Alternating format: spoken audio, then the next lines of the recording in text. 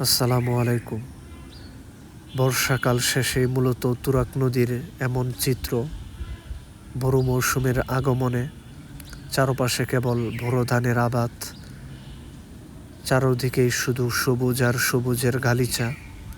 প্রকৃতির মাঝখান দিয়ে এমন মেঠো পথ বা ক্ষেতের আইল দিয়ে হেঁটে হেঁটে যাওয়া যায় বিভিন্ন লোকালয়, জনবসতির বিভিন্ন গ্রামে।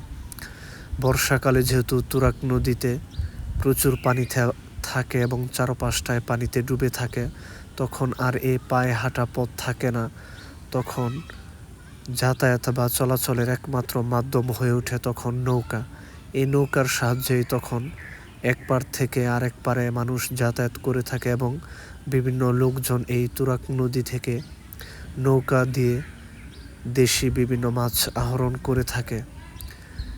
ষড়ঋতুর এই বাংলাদেশে রূপবৈচিত্র্যের খেলায় এক এক ঋতুতে প্রকৃতির এক একটা রূপ ফুটে ওঠে। তো এই বুড়ো মৌসুমে চারদিকে কৃষকরা বোরো ধানের আবাদ করেছে, যার ফলে এই পুরো পথটা বা পুরো নদীর অংশটাই বলা যায় যে সবুজে আচ্ছাদিত হয়ে গেছে।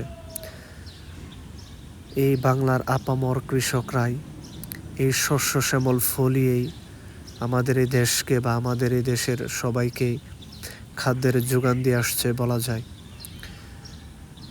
এমন সবুজ শস্য শ্যামল মাঠ দেখলে আসলে মনটা ভরে যায়।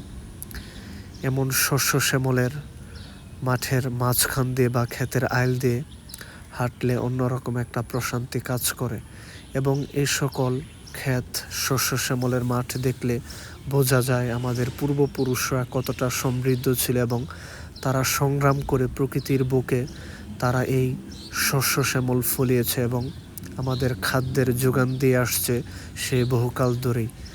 এই গ্রামকে বলা যায় বাংলার প্রাণ এবং এই শস্য শ্যামলের যোগানের কারণে মূলত বলা যায় যে মানুষজন এখনও স্বয়ংসম্পূর্ণভাবে বেঁচে আছে।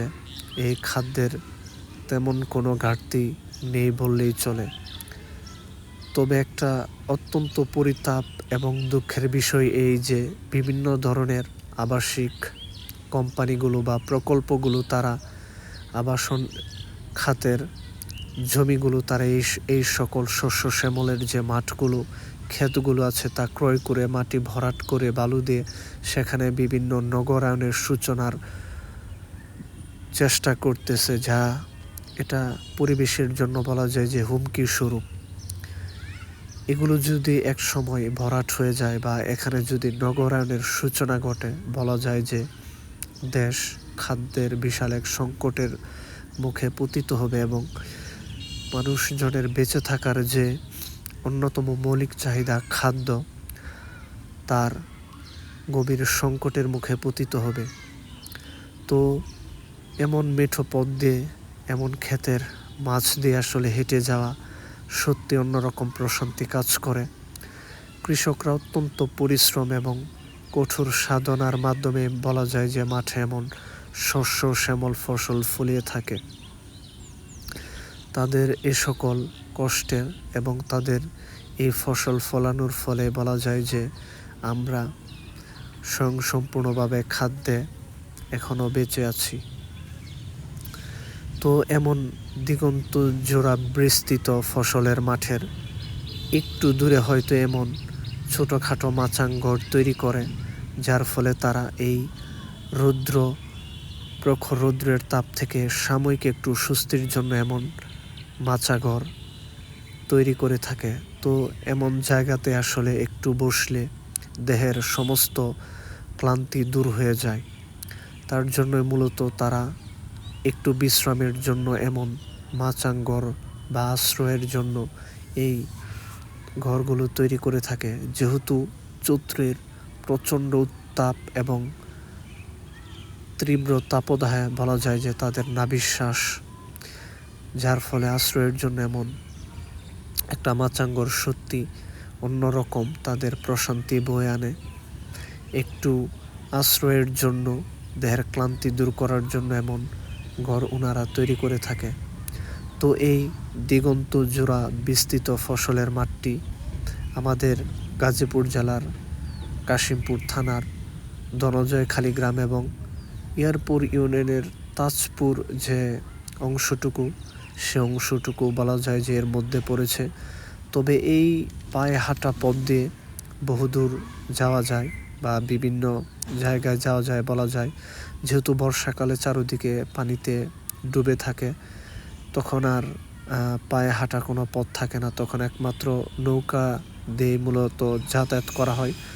তবে খুব একটা তখন হয়তো মানুষ এখানে যাতায়াত করে না, কেবল যারা মাছ আহরণ করে তারাই কেবল মাছ আহরণের উদ্দেশ্যে এই নৌকা দিয়ে এই নদীর বুকে ভেসে বেড়ায় এবং বিভিন্ন মাছ তারা শিকার করে থাকে।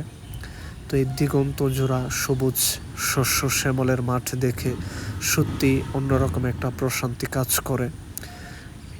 এই নগরের যান্ত্রিকতা থেকে একটু প্রশান্তির জন্য মাঝে মধ্যে এমন দিগন্ত জোড়া শস্য শ্যামলের মাঠে একটু ঘুরতে বের হলে বা হেঁটে আসলে সত্যিকার অর্থে মনটা অন্যরকম প্রশান্তিতে ভরে ওঠে এবং চোখেও বলা যায় যে একটা প্রশান্তি কাজ করে।